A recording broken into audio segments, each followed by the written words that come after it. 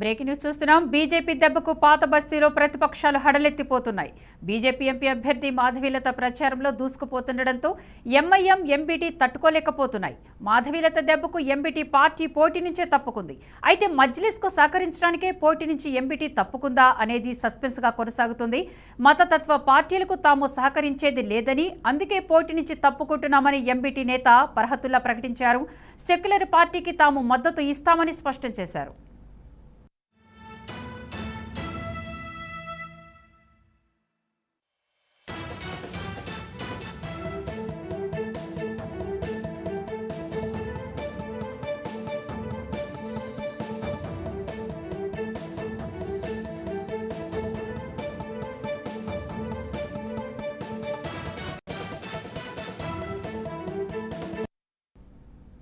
Breaking news చూస్తున్నాం. BJP దెబ్బకు పాత బస్తీలో ప్రతిపక్షాలు హడలెత్తిపోతున్నాయి.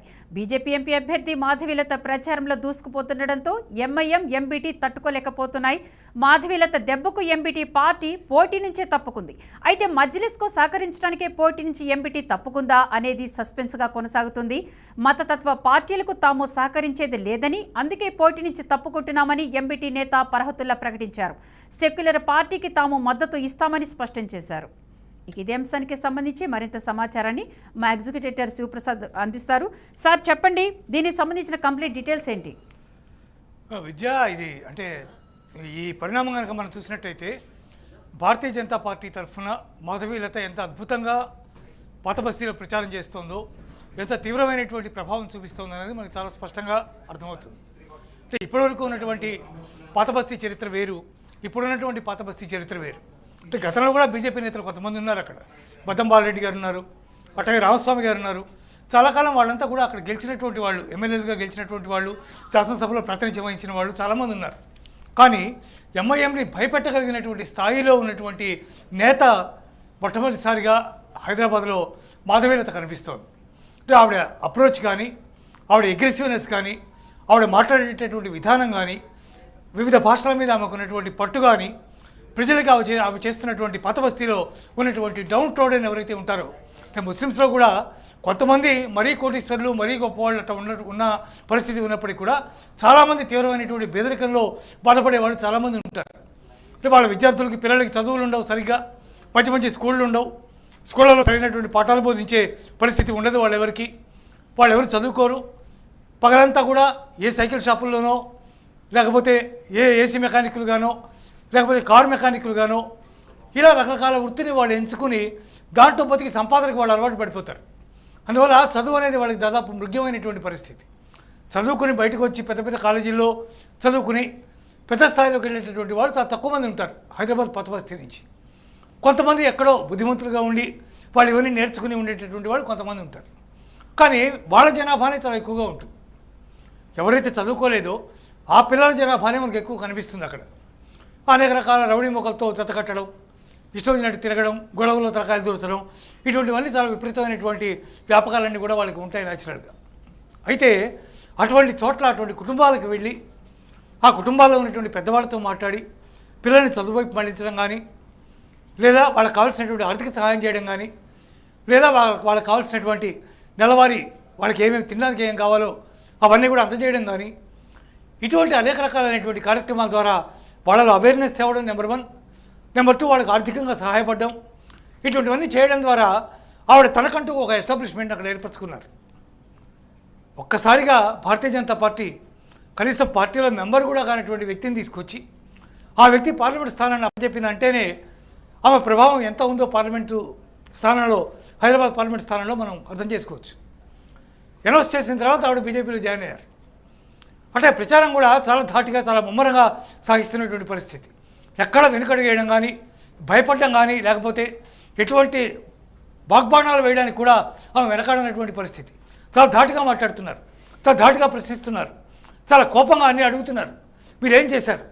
ఆర్టీఐ ద్వారా వచ్చినటువంటి అనేక రకాలైనటువంటి సమాచారాలని తీసుకుని అసలు పాత బస్తీలో ఏం జరుగుతోంది, ఎంతమంది ఉన్నారు, ఎంతమంది చదువుకుంటున్నారు, ఎంతమంది కార్మికులు ఉన్నారు, ఎంతమంది ఎక్కడెక్కడ పనిచేస్తున్నారు, ఎందుకు వాళ్ళకి విద్య లేదు, ఎందుకు వాళ్ళకి మధ్యాహ్న భోజన పథకాలు లేవు, ఎందుకు అవన్నీ వాళ్ళకి అందట్లేదు, ఇటువంటి అనేక రకాలైనటువంటి అంశాలన్నీ కూడా తీసుకుని, అటగే మరోవైపు ఓవైసీ బ్రదర్స్ చేస్తున్నటువంటి కార్యక్రమాలు ఏవైతే ఉన్నాయో వాటన్నిటిని కూడా ఎండగట్టడం, లేదా వాళ్ళ కాలేజీలు, వాళ్ళ ఇంజనీరింగ్ కాలేజీలు, వాళ్ళకి సంబంధించినటువంటి అనేక రకాలైనటువంటి వ్యాపారాలు, ఇవన్నీ వాటన్నిటి గురించినటువంటి సమాచారాన్ని సేకరించి వాళ్ళందరినీ ప్రశ్నించడం, ఇట్లా అనేక రకాలైనటువంటి అంశాలతో ఆవిడ చాలా ధాటిగా ముందుకెళ్తున్నటువంటి పరిస్థితి.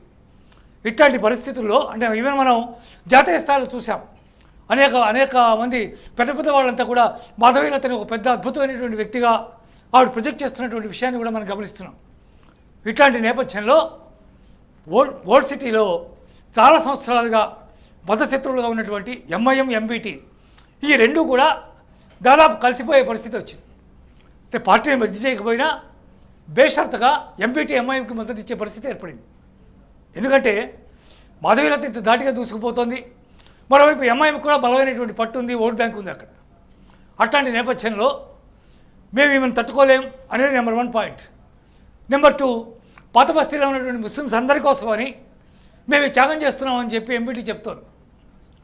నిజానికి వాళ్ళకి 1,50,000 వరకు ఓటు బ్యాంక్ ఉంటుంది మాకు. అయినా సరే పాత బస్తీలో ఉన్నటువంటి ముస్లిమ్స్ కోసం, జాతీయ ప్రయోజనాల కోసం, సెక్యులరిజం కోసం మేము పోటీ నుంచి విరమించుకుంటున్నామని చెప్పి ఎంబీటీ అనౌన్స్ చేసింది. తద్వారా పరోక్షంగా ఎంఐఎం పార్టీకి వాళ్ళు మద్దతు ఇస్తారనే విషయం మనకు అర్థమవుతుంది. దాన్ని అనౌన్స్ చేయగల ప్రత్యేకంగా పాత బస్తీలో ఉన్నటువంటి ముస్లిమ్స్ కోసం మేము చేస్తాం, వాళ్ళ ప్రయోజనాల దృష్ట్యా మేము పోటీ నుంచి వైదొలుగుతున్నాం అంటే దాని అర్థం ఏమిటి? ఆటోమేటిక్గా ఎంఐఎంకి మద్దతు ఇస్తామనే కదా, మాధవీలతని ఎదుర్కొంటామనే కదా దాని అర్థం. ఇండిపెండెంట్గా వాళ్ళు ఎదుర్కోలేరు. ఎంఐఎంఏ మల్లగులాలు పడుతోంది, ఏం చేయాలా, ఏం చేస్తే ఎట్లా అవుతుంది అనే పరిస్థితి వస్తుంది. మీకు చిన్న ఎగ్జాంపుల్ చెప్తాను. ఈవెన్ ఇటీవల జరిగినటువంటి ఒక ఛానల్ ప్రత్యేక ఇంటర్వ్యూలో జాతీయ స్థాయిలో మీకు భయం లేదా, మీ మీద అక్కడ ఏదైనా జరిగితే ఏమవుతుంది అంటే నేను ఎదుర్కోవడం సిద్ధంగా ఉన్నానని సమాధానం చెప్తున్నారు ఆమె. పాత బస్తీలో ఉండేటటువంటి పరిస్థితులన్నీ కూడా చాలా క్లిష్టంగా, చాలా కఠినంగా ఉంటాయి. ఆ సందులు గొంతుల్లోకి కొంచెం ఇంటీరియర్ కనుక వెళ్తే, లోపలికి వెళ్తే మళ్ళీ బయటికి రావడం కూడా సాధ్యపడదు. అంటే మనం ఎక్కడున్నామో మనకు తెలియదు, ఏ దారి నుంచి వచ్చామో, మళ్ళీ ఎటు వెళ్తే మెయిన్ రోడ్ మీదకి వస్తామో కూడా తెలియదు. అట్లాంటి మారుమూల ప్రాంతాల లోపలికి కూడా వెళ్ళి చొచ్చుకుని వెళ్ళి అక్కడ ఆవిడ ప్రచారం సాగిస్తున్నారు. అంటే ఎంత నిర్భయంగా, ఎంత నిర్భీతిగా తాను నమ్మినటువంటి ధర్మం కోసం, తాను పోటీ చేస్తున్నటువంటి పార్టీ కోసం ఆవిడ చేస్తున్నటువంటి ప్రయత్నం పాత బస్తీలో ఉన్నటువంటి అనేక మంది ముస్లిం ఓటర్స్ కూడా ఆకర్షిస్తున్నటువంటి పరిస్థితి ఉంది. మా కోసం ఆవిడ ఇంత చేశారు, రేపు అధికారంలోకి వస్తే ఆవిడ మా కోసం ఎంతో చేస్తారు అనేటటువంటి నమ్మకం పాత బస్తీలో ఏర్పడుతోంది.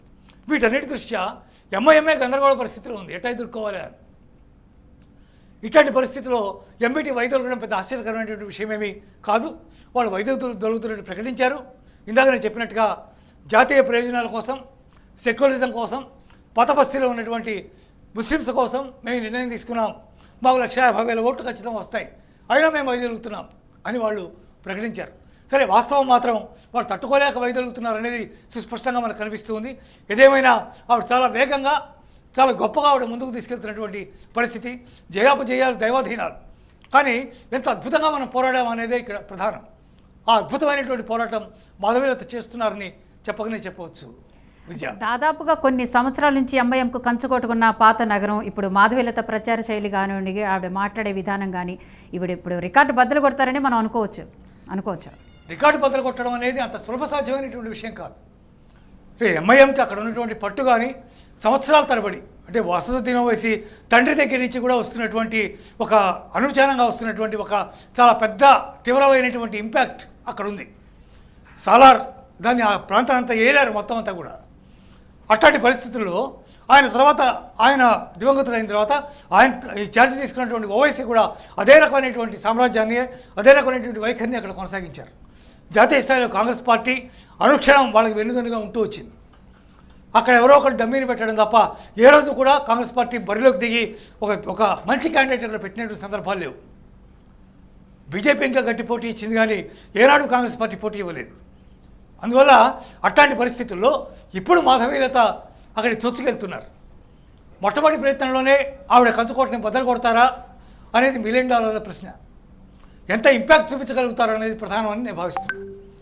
పాత బస్తీలో ఇంత ధైర్యంగా ప్రచారం చేయడమే కాక అక్కడ ఉన్నటువంటి ఓటర్ల మీద ఇంత తీవ్రమైనటువంటి ఇంపాక్ట్ కలిగించడం కేవలం ఆవిడకి మాత్రమే సాధ్యమైంది, దెర్ ఇస్ నో డౌట్. కానీ కంచుకోటని బద్దలు కొడతారా అనేది అప్పుడే చెప్పలేము. ఓటర్లు కనుక నిజంగా జరుగుతున్న పరిస్థితిని అర్థం చేసుకుని తాము ఎంతటి గాఢాంతకరణలో ఉన్నామో, తాము ఎంతటి అజ్ఞానంలో ఉన్నామో, తమకు ఎందుకు చదువులు లేవో, తమకు ఎందుకు అనేక రకాల ఫెసిలిటీస్ అందట్లేదు, తమ ఎందుకు తమ పిల్లలందరూ కూడా మెకానికులుగానో లేకపోతే ఇంకో రకంగానో ఆటో డ్రైవర్లుగానో లేకపోతే సైకిల్ షాపుల్లోనో ఎందుకు పనులు చేస్తున్నారు, వీళ్ళంతా ఎందుకు పెద్ద పెద్ద వాళ్ళు కావట్లేదు అనే విచారణ వాళ్ళలో ఏర్పడినప్పుడు ఆటోమేటిక్గా వాళ్ళలో మార్పు వచ్చే అవకాశం ఉంది. దాన్ని ఆవిడ కొంతవరకు వాళ్ళలో జనరేట్ చేయగలుగుతున్నటువంటి పరిస్థితి కనిపిస్తుంది. అందువల్ల ఏం జరుగుతుందో అప్పుడు చెప్పలేము. కానీ కోటని బద్దలు కొట్టకపోయినా బీటలు వారేట్టు చేయగలిగినటువంటి కెపాసిటీ మాత్రం ఆవిడకు ఉందని స్పష్టంగా చెప్పవచ్చు. విద్య అంటే మతతత్వ పార్టీలకు తాము సహకరించేది లేదని అందుకే పోటీ నుంచి తప్పుకున్నట్లుగా కూడా ఎంబీటీ నేత పర్వతల ప్రకటించారు. పరోక్షంగా బీజేపీని ఉద్దేశించే అన్నారని మనం అనుకోండి. డెఫినెట్గా అందులో సందేహం ఏముంది? మతత్వ పార్టీ కాదా? మా ఎంఐఎం మతత్వ పార్టీ కాదా? ఎంపీటీ మతత్వ పార్టీ కాదా? అవి రెండు కూడా మతత్వ పార్టీలే కదా. వాళ్ళు కేవలం ముస్లిమ్స్ అనేటటువంటి ఓ మతం కోసమే దేశాన్ని చేసినటువంటి సంస్కృతి కాంగ్రెస్ పార్టీ. పాకిస్తాన్ ఎట్లా ఏర్పడింది? మతం మీదే కదా ఏర్పడింది. ముస్లిమ్స్ అనేటటువంటి వాళ్ళ యొక్క మతం కోసమే పాకిస్తాన్ దేశం ఏర్పడింది. ఆ దేశం ఇచ్చింది ఎవరు? కాంగ్రెస్ పార్టీ. బంగ్లాదేశ్ ఇచ్చింది ఎవరు? కాంగ్రెస్ పార్టీ. కాబట్టి వాళ్ళది కూడా మతంతో కూడుకున్నదేగా. మతతత్వ పార్టీలకు మేము మద్దతు ఇవ్వమంటే మీరు మతం కాదా? మీరు కూడా మతమే. కానీ బీజేపీని ఓడించాలంటే కేవలం ఎంఐఎం వల్ల అయ్యే పని కాదు అనే అర్థం వచ్చేటట్టుగా ఎంపీటీ బిహేవ్ చేస్తాం. ఎంఐఎం ఒకటే ఎదుర్కోలేదు, మా మద్దతు కూడా కావాలి, మేమంతా కలిసి పనిచేస్తేనే మాధవీలతను ఓడించవచ్చు, అక్కడ ఉన్నటువంటి ముస్లింల యొక్క హక్కులు మేము పరిరక్షిస్తాం అని చెప్పుకుంటున్నారే తప్ప బీజేపీని ఓడించడమే వాళ్ళ ప్రధానమైన లక్ష్యం.